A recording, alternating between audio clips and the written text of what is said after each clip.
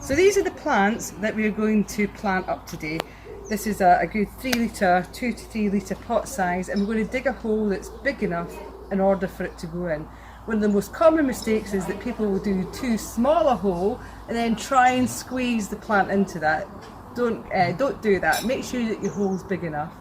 So I'm going to dig the hole, but one of the things is when you're going to put the plant in, just while you're here, you're going to take it out the pot, squeeze it if necessary, and even sometimes if it's too root bound, I've actually chopped the bottom of the pot off with the spade in order to get it out. So when you get it out, you'll see that a lot of the roots are constricted, even sometimes circling the bottom of the pot. You need to tease these roots out by using your fingers. Do it over the bed so it doesn't drop off into your grass or into your patio. And I'm going to just take the roots out. And this will encourage them to root into the soil once you've planted them.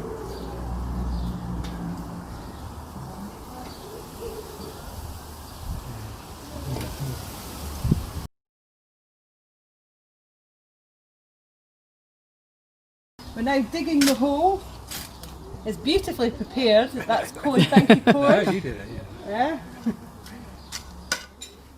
That's a good sign when you've got worms in the soil. Right.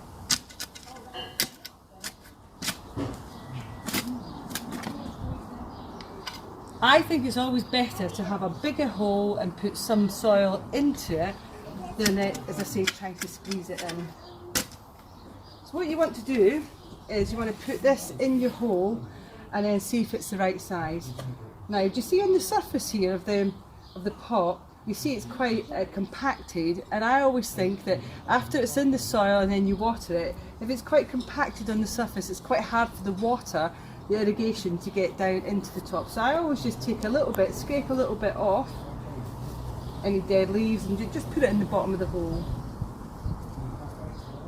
Ideally, you should also have put 2 handfuls per square metre of a good fertiliser on top of your soil before planting. Something like bone meal or fish blood and bone would be ideal. As I say, make sure it's all nicely teased out, the root system. Remove any dead, decaying and diseased bits of the plant prior to planting. And then when you place it in the hole, that's ideal. What you're looking for is the top of the pot, which is called the nursery line, needs to be at the top of where the hole that you've dug is. If your hole isn't big enough and this bit sticks out, this will dry out and your plant is likely to die due to a lack of water. If it's too deep, especially if it's a shrub, it can soften the bark, and then the woody plant can die. So make sure that it's at the right depth. Every plant has a best side. So you want to move it round to see what side is the best. And when you've got that, there we are. You can slightly tilt it forward in a border like this, just so you can see it better. And then you're going to fold it up like this, and then move the soil back round it to infill.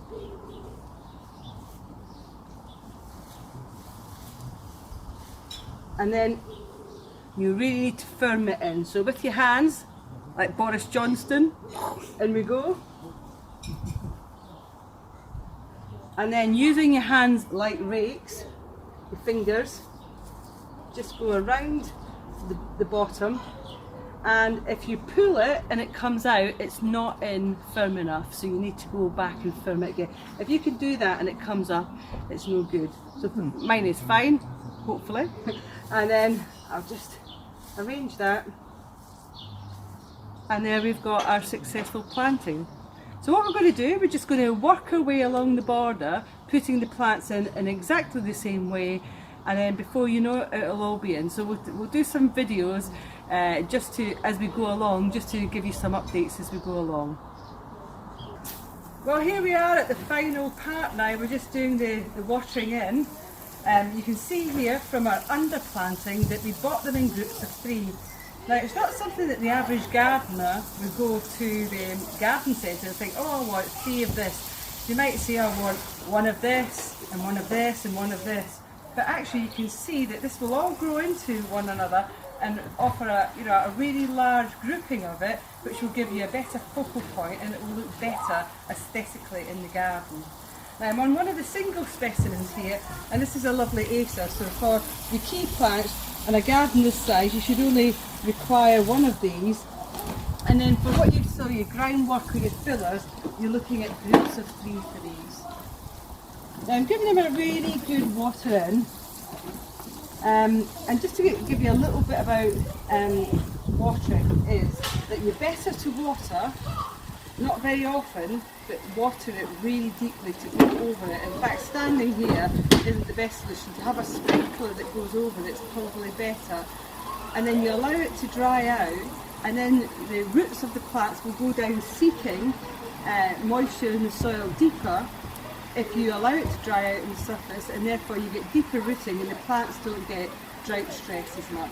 Whereas if you watered every night or every other night and you just did it on the surface, the plants would produce roots mainly on the surface, and therefore they wouldn't go for that deep rooting capacity that they can do. And then if you forgot to water it, or you went away on holiday for a week, the sun came out, your surface of your soil dried out, your plants would go into deep stress because of that. So yeah, so I hope you've enjoyed our little video today. This is Planting in Sarah's Garden. My name's Christine Lavelle, and I'll see you again.